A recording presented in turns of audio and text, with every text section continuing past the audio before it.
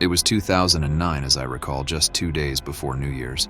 Running late to meet friends, I decided to cut through the park. The winter sun illuminated the snow-covered ground in the intense cold. I could see the park's exit when a peculiar woman, around 50, suddenly appeared. Her disheveled gray hair hung in uneven strands resembling the tendrils of a neglected cobweb. A tattered shawl clung to her shoulders, adorned with moth-eaten holes that revealed the worn-out fabric beneath. The skin on her face was oddly pale, almost translucent, and her eyes gleamed with an unsettling intensity. She made me uneasy, but I hesitated to dismiss her immediately.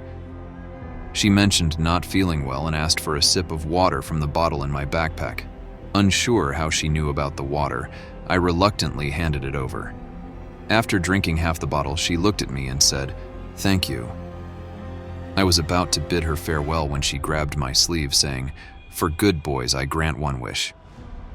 I didn't like how she casually touched me. It felt unpleasant and absurd. What could a woman, clearly struggling in life, offer me? I tried to leave, telling her I didn't need anything, but she persisted, claiming she'd fulfill any wish. It was creepy. Imagine a stranger in shabby clothes holding your sleeve, promising to grant any wish. It was foolish to listen for so long. I tried to break free, but her grip was strong. Only then did I realize how tight her hold was. Her face had an otherworldly, scary look, one of those sinister glares from beneath, evil and unpleasant. Unsure how to escape without causing a scene, I decided it was easier to make a wish to get her off. I wished to become the marketing department director at my workplace within a year.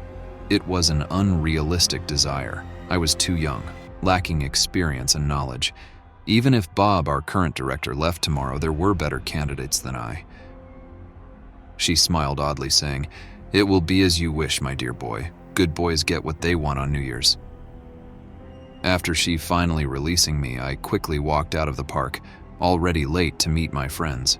We had a great time, but the encounter with the woman remained an unpleasant memory for me.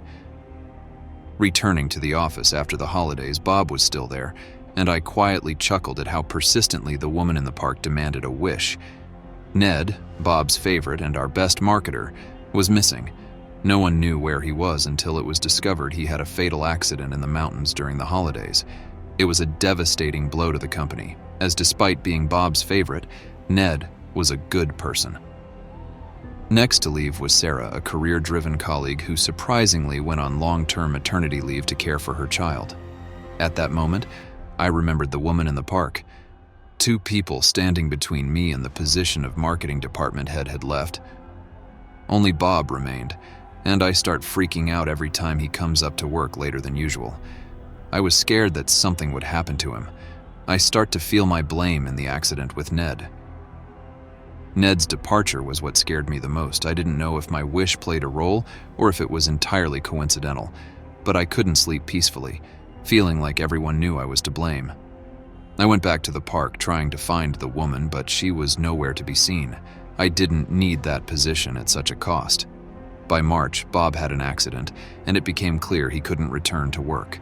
I was appointed the head of the department as I had wished, but it brought me no joy. Every day I remembered the woman in the park and blamed myself for making that wish. She seemed like something out of a demonic movie. I'm not sure, but it feels like she orchestrated it all. I should have wished for something simple. Now I never share my wishes with anyone, even if I'm not entirely sure the woman in the park caused it all. It would forever be with me. I'll always remember how I obtained that position and fear someone discovering the truth and will accusing me.